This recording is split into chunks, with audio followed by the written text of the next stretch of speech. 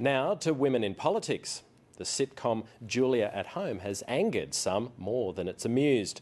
Some members of the audience think the fictional show is disrespectful to the office of Prime Minister.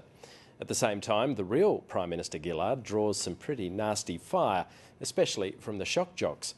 Here in Canberra at the Street Theatre, a play is about to open that could not be more timely. It's the story of one woman in politics, but it could be the story of many. Adam Shirley again.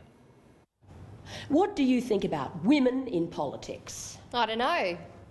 Okay, if the boys aren't available, I guess. I like to be politically incorrect sometimes, just for a joke. What do you mean by that? Politically incorrect? Yes. Come on, you know what that means. I never really have. It just means a bit naughty, you know, irreverent against the prevailing orthodoxy. Which is to mind your P's and Q's about, say, sexism. Only to the point where you've got to rot up your backside about it. Humorless, you know, like some femo-Nazi. Can't take a joke. I didn't want to have a play where people from Canberra came out and said, oh, you know, it could never work like that. I wanted it to be credible enough for people to go, okay, she's spoken to the right people, she knows how it works, but exaggerated enough for it to be theatre and for it to be cathartic and go, oh, imagine if politicians, you know, acted like that. Imagine if public servants did that. Imagine if journalists were like that. What about when you see a father pushing a pram? Do you go up to him and say that men make hopeless carers? That would be most politically incorrect now, wouldn't it? She's a multi-layered human being. Ava Turner, she has the same surname as me. I think she feels time's running out and she came into politics to do good, you know, with a fire in her belly. And I truly believe that all politicians do that, no matter what side of politics they're on. I truly believe you wouldn't go into it, you know, because of bad reviews every day. It's not like an actor. But, you know, you wouldn't do it. You wouldn't take it on unless you really had a fire in your belly about certain issues or you really wanted to help your community. The problem with it all, and everyone says this, it's nothing new, is that once you get elected, it then becomes about getting elected again. So the issues, the reasons you went in, sometimes disappear in the quagmire of, you know, how can I get in the next 24-hour news cycle? I've got to make a comment, you know.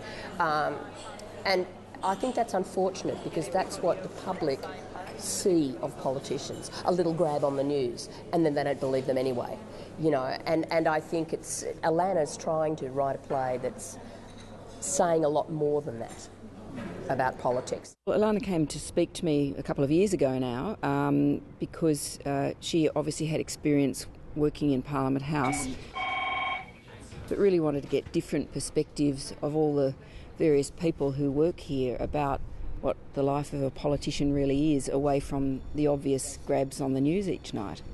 If you look at some of the really successful MPs amongst the women in this place over the last 20 years, some of the people who've been most successful are probably a lot of people outside their electorates haven't heard of. I'd think of, say, Joanna Gash down on the south coast, in Gilmore for a long time. You know, she has that great connection with her community, goes in hard for her local constituents. Then you've got somebody like Julie Bishop, who's risen to be Deputy Leader of the Liberal Party. I think she still faces a bit of a boyo mentality where she has to keep forcing herself in and saying, sorry, you haven't asked me yet.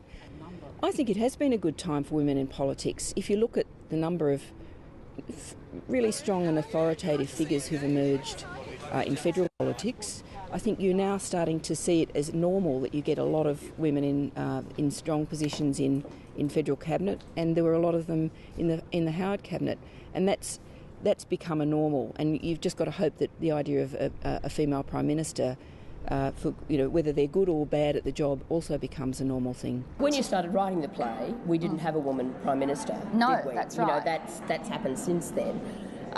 There's been a lot of discussion about Miss Gillard and how she's treated by the media and by the public and the disrespect and everything. And I agree with that. I think that wouldn't happen if she weren't a woman. I think she's been treated appallingly.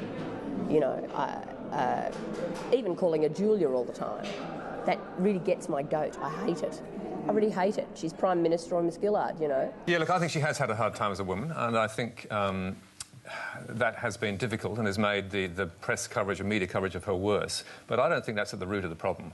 I think the root of the problem is a complete lack of respect for our political leaders in this country. Now, maybe they earn it to some degree, but if you look at the way, or if you listen to the way Julia Gillard is described as, or interviewed on radio, for example, by people like Alan Jones and Ray Hadley, it is so abusive, so intimidating, so contemptuous, and the way she's talked about by Jones, who says, you know, she's Julia, yeah. She should be put in a chaff bag and dumped out at sea. Now, that is indicative of the whole tone of political debate in this country at the moment, and I am much more worried about that than the fact that Julia takes a rap because she's a woman. I think there are a certain amount of the population who just loathe her, and I think there's a part of Australia that will never accept a woman unless she's kind of nice. You know, the perception that she's nice, that she wears pearls, that she's got grown-up children, that she's in a relationship that's a marriage, that she goes to church on Sunday. I think it's true that Julia Gillard is subject to quite an amount of misogyny. Now, it's tied up with her sort of perceived lack of legitimacy because of the way she came to power. But without a doubt, I don't think that the sort of commentary that you see at the extremes about Julia Gillard would be seen about a male Prime Minister.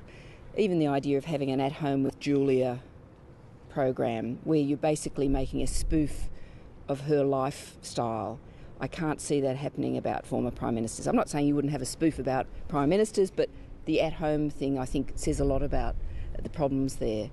Need any moisturiser? And it was date night. Oh, it was too. I promise I'll make it up to you. Well, you missed last week's as well. Oh, the show's called 7:30, Tim, not 5:15. It couldn't be helped. I think her Prime Ministership, whatever else happens, will be incredibly important for the future because there haven't been role models or things to even not aspire to for women in politics. And I've sort of watched over a 20-year period and seen so many women not really able to get that sense of credibility at the dispatch box. And I suppose the interesting thing to me about the last 5 years is that you now really see a lot more women who can go to the dispatch box and hold their own ground. Are women in politics under different pressure or pressures to men? You've got to be incredibly tough. It's more the relentlessness, I think, that is difficult for women, particularly if they've also got kids and family to manage. Just that capacity to always be there last, always make that extra phone call, just never say no. The interesting thing was that they took so much pleasure, all of them, in doing little things for their constituents. I mean, I would try to sort of get to them to talk about the issues and things, gender, you know, what do they think of that? And they would give me their opinions. But then their eyes would light up when they would start to talk about constituents who walked in and had problems with migration or housing, and you know, they really took genuine delight in that. And you know, people said to me, oh, these politicians, they used to be charming. They were charming you, Alana. But it wasn't. I mean, you can't fake that kind of enthusiasm. And they don't get to talk about that very much. So that surprised me. Why do we hold politicians in a pretty cynical regard? Look, Australians have a healthy scepticism about lots of things, and I think it's served us very well. We're not necessarily sycophants when it comes to public figures. I suppose the question the play is posing is what are the dangers of turning too far the other way? You know, of going too far the other way where we just denigrate people in public life to our own diminishment, really. And how do you know I'm not humorless like some femo-Nazi? You're a member of Parliament. I imagine you'd have to have a very good sense of humour. Good save.